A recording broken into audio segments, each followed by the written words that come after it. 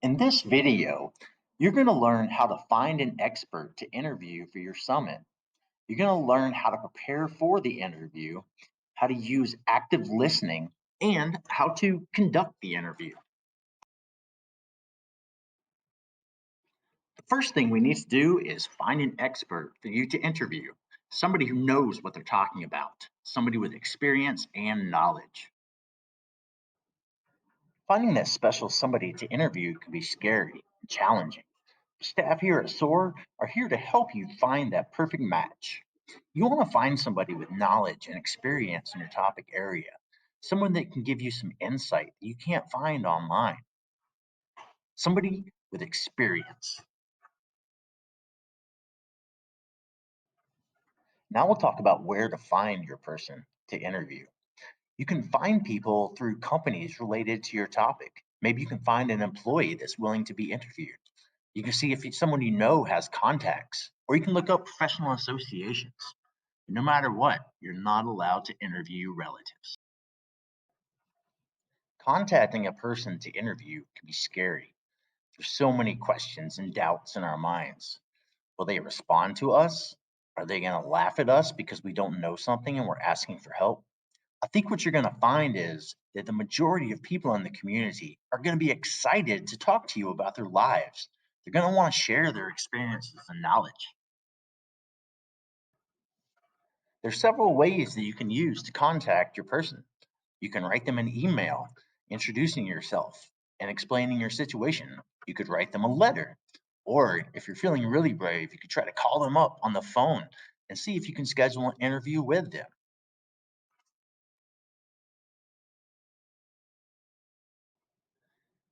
But before you can interview them, you need to prepare. This means you need to research your person.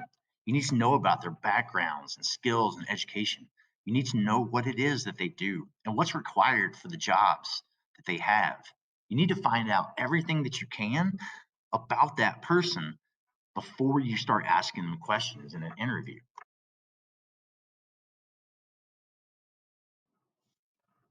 With that information about your person, you're going to start to write down questions that you can ask them that you couldn't find out on your own. You want to know what specific information they have to offer. What is unique to them from their experience and knowledge? Do they have advice on your topic? What is their experience with your topic? And what is surprising or interesting or hardly known about your topic? Don't worry, your advisor will look at your questions and help. Before you start the interview, it's important to understand active listening skills. These are techniques that you can use to demonstrate your curiosity in the other person's comments. You want to be fully present in the conversation. You want to show interest by using good eye contact and noticing the body language of others, but also being aware of your own body language. You want to ask open ended questions that will encourage long responses that you can get information out of. You want to paraphrase and reflect back on what they said to them. You want to listen to understand rather than to respond. And you want to withhold judgment and advice. Okay, it's time for the interview. Don't worry, all the hard work is behind you. You're ready for this interview. You want to be sure to welcome the person in first and make them feel comfortable. Say things like, thank you for being here and thank you for your time. Is now still a good time for me to interview you? You can ask these questions to make them feel comfortable and show that you appreciate them. How are you doing today? Has anything happened since we last spoke?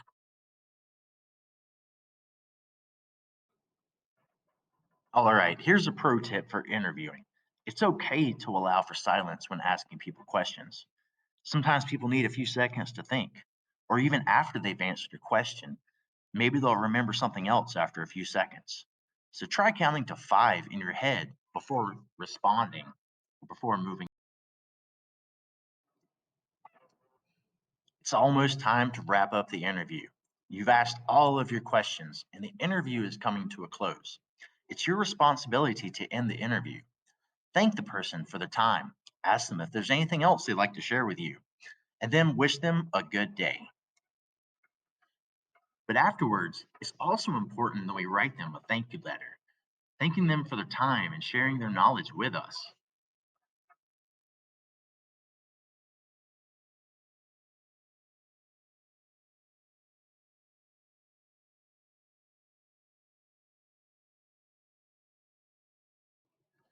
Great. Let's review. We started out by talking about how to find the right person to interview and where to find them. Then we looked at different areas that will help you prepare for the interview. This included researching everything you can find about your person and then preparing questions to answer what you weren't able to find. Then we talked about the interview process itself. It's important to use active listening, and it's also important to welcome the person to the interview and to make them feel comfortable.